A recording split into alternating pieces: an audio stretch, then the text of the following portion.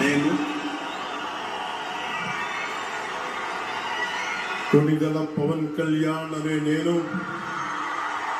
శాసనం ద్వారా నిర్మితమైన భారత రాజ్యాంగం పట్ల నిజమైన విశ్వాసం, విధేయత చూపుతానని, భారతదేశ సార్వభౌమాధికారాన్ని, సమగ్రతని కాపాడుతానని, ఆంధ్రప్రదేశ్ రాష్ట్ర మంత్రిగా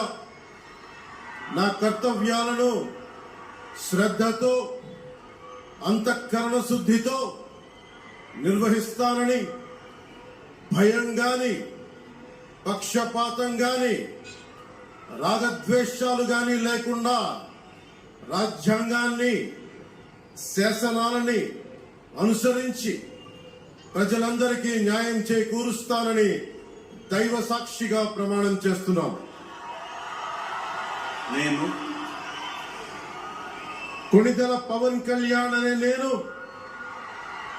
ఆంధ్రప్రదేశ్ రాష్ట్ర మంత్రిగా నా పరిశీలనకు